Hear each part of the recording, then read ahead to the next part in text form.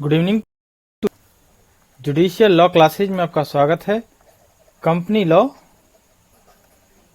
की ये सीरीज चल रही है, उसकी आपकी ये 7th वीडियो है। इसमें हम डिस्कस करेंगे कि कंपनी प्रबंध में बहुमत का सिद्धांत क्या है और इस बहुमत के सिद्धांत के अपवाद क्या हैं, तो इसको देखेंगे। चलिए, यानी इसमें हम देखेंगे majority is the rule of management of company. इसके मेन पॉइंट्स देख लेते हैं। इसके सबसे पहले देखेंगे इसमें परिचय, इसके बाद फॉस बनाम हार्बोटल का जो सिद्धांत है उसको यहाँ पर डिस्कस करेंगे और तीसरे नंबर उसके अपवाद देखेंगे। ठीक है, परिचय देख लेते हैं।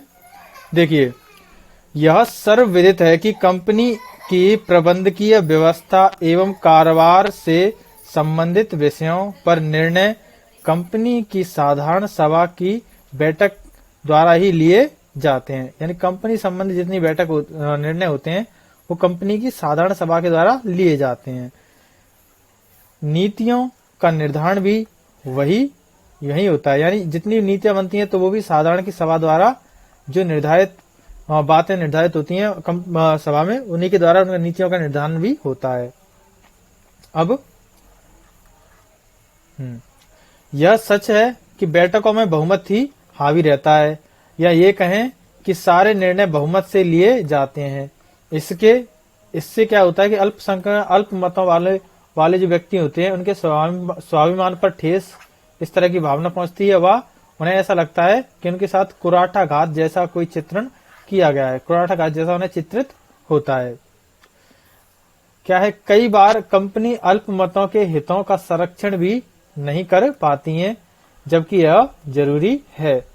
तो नॉर्मल सी बात यह है कि किसी भी कंपनी के संदर्भ में कोई भी निर्णय लागू कर रही है या कोई बात देखी जा रही है तो उसके लिए कंपनी की साधारण सभा की बैठक की जाती है, जिसके बाद जितनी भी कंपनी से संबंधित जितनी भी नीतियां हैं उनका निर्धारण किया जाता है, वो भी बहुमत के आधार पर। लेकिन जिन लोग अल्प मत में होते हैं उनके मतों पर ध्यान नहीं दिया जाता है और कंपनी के द्वारा ना ही उनके अल्प मतों का संरक्षण किया जाता है। ठीक है, यानी पामर ने क्या कहा इस संदर्भ में? पामर का भी यही कहना है कि कारोबार अच्छी तरह से चलाने के लिए बहुमत एवं अल्प मतों के अधिकारों में संतुलन की होना जरूरी है। जबकि पामर द्वारा यह कहा गया है कि अगर हमें कोई भी कारोबार, कंपनी हो या कोई भी कारोबार, अगर उसे कारोबार हो उसे सही तरह से संचालित करना है तो बहुमत के साथ साथ अल्पसंख्यकों के मतों को भी ध्यान में रखना चाहिए, उसमें संतुलन होना आवश्यक है। अब इसके संदर्भ में एक केस है, फॉस बनाम हार्बोटल। इसी केस के संदर्भ में इसका नाम पड़ा है फॉस बनाम हार्बोटल का सिद्धांत। इस केस के संदर्भ में इसका नाम पड़ा है, यानी डॉक्ट्रिन ऑफ फॉस वर्सेज हार्बोटल। इस सिद्धांत का प्रतिपादन फॉस बनाम हार्बोटल के मामले से होता है, जिसमें कहा गया, अब इस मामले से होता है, लेकिन ये मामला क्या, पहले मामला समझ लेते हैं, फिर उसके जो भी निर्णय होता है, निर्णय में क्या कहा था वो हम डिस्कस करेंगे। तो मामला इसमें क्या हुआ था, 2 अंशधारी व्यक्ति थे। ठीक है, उन्होंने क्या किया था, न्यायालय में निदेशक जो था उस पर केस दायर कर दिया था। अब इसमें न्यायालय द्वारा ये कहा गया था कि अंशधारियों द्वारा जो केस किया गया निदेशक पर, तो यहाँ पर निदेशक पर एक तरह से संचालन जो था कंपनी का उसको सही तरह से ना चलाने के लिए वाद लाया गया था 2 अंशधारियों के द्वारा और कपटपूर्वक बताया गया था।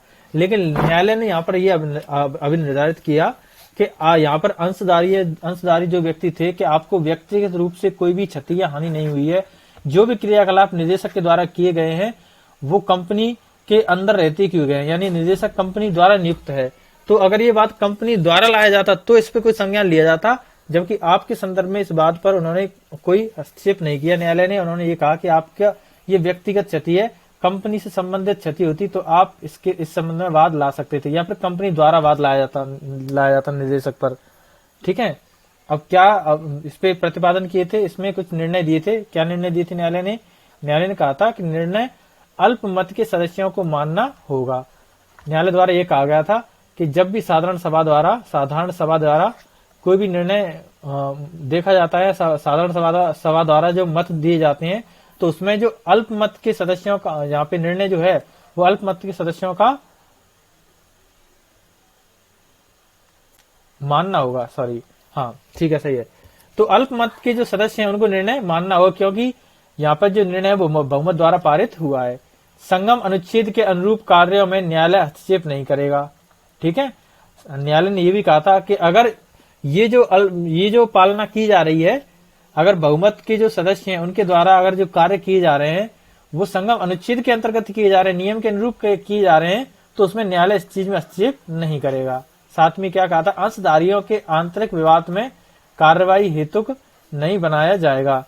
क्या है कि ये जो प्रक्रिया है कंपनी की साधारण सभा द्वारा मत करना, ये अंशधारियों में आपसी आंतरिक मत हो सकते हैं। तो आंतरिक मतों के संबंध में, क्योंकि क्रियाकलाप तो सभी संगम अनुच्छेद के अंतर्गत हो रहे हैं और वैधानिक रूप से हो रहे हैं, लेकिन अगर अंशधारियों के अंदर आंतरिक मत है, उस संदर्भ में कोई भी न्यायालय इस चीज को हेतुक नहीं मानेगा और ना ही इस पर वाद चलाया जाएगा। अगला पॉइंट है कि अंशधारियों की व्यक्तिगत शिकायत पर भी ध्यान नहीं दिया जाएगा। तो न्यायालय द्वारा यह कहा गया था कि अंशधारियों की जो व्यक्तिगत मामले होंगे उन पर भी ध्यान नहीं दिया जाएगा। चलिए अब इस सिद्धांत के अपवाद देख लेते हैं, यानी ये जो सिद्धांत है, इस सिद्धांत के अपवाद क्या हैं। इसमें यह कहा गया था कि अपवाद ये है कि देखिए बहुमत जो है, अगर कोई क्रियाकलाप कंपनी की साधारण सभा द्वारा प्रस्तावित किया जाता है, कोई भी कार्य, तो बहुमत के द्वारा किया जा रहा है, ठीक है, अच्छी बात है, लेकिन इसके कुछ अपवाद हैं। अब ये बहुमत कोई भी ऐसे कार्य नहीं करेगा जो कार्य अधिकारातीत हो, यानी जिन कार्यों का वर्णन संगम अनुच्छेद संगम ज्ञापन के तहत ना हो, यानी वो कार्य, हमने अधिकारातीत के सिद्धांत में इस चीज को डिस्कस किया था, अधिकार क्षेत्र से बाहर नहीं होने चाहिए वो कार्य। तो इस सिद्धांत का ये अपवाद है। अब बहुमत वाले जो व्यक्ति हैं, बहुमत से जो अंशधारियों द्वारा जो साधारण सभा में बहुमत दिया गया है, तो उस बहुमत वाले जो व्यक्ति हैं कोई भी ऐसा कार्य भी नहीं करेंगे जो कपटपूर्ण हो, कपटपूर्ण कार्य भी नहीं माना जाएगा। तीसरा पॉइंट है विशेष संकल्प द्वारा पारित होना चाहिए। तो कोई भी कार्य किया जा रहा है तो ये नहीं है कि अगर मान के चलो एक्स कार्य है, उसको करने के लिए, उस कार्य करने के लिए कंपनी में विशेष संकल्प का पारित करना जरूरी है। लेकिन यहाँ पर बहुमत वाले अंशधारी क्या करते हैं, वो क्या करते हैं कि साधारण सभा के द्वारा ही उस कार्य को संपादित कर देते हैं। तो तब भी इस संदर्भ में भी एक अपवाद है कि बहुमत के द्वारा विशेष संकल्प वाले जो कार्य हैं उनको नहीं किया जा सकता, इनको विशेष संकल्प के जरिए ही किया जाएगा।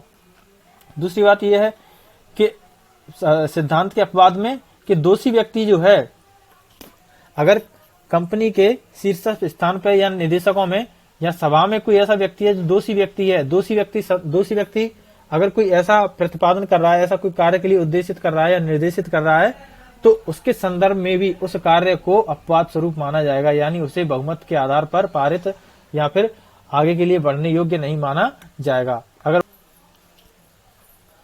पांचवा पॉइंट है अपना व्यक्तिगत अधिकार। तो कंपनी के अंतर्गत हर व्यक्ति को जो कंपनी से संबंधित है उनको कुछ व्यक्तिगत अधिकार भी प्राप्त होते हैं। तो बहुमत द्वारा जो व्यक्तियों का बहुमत प्राप्त है, तो बहुमत द्वारा उसके व्यक्तिगत अधिकारों का हस्तक्षेप नहीं किया जा सकता।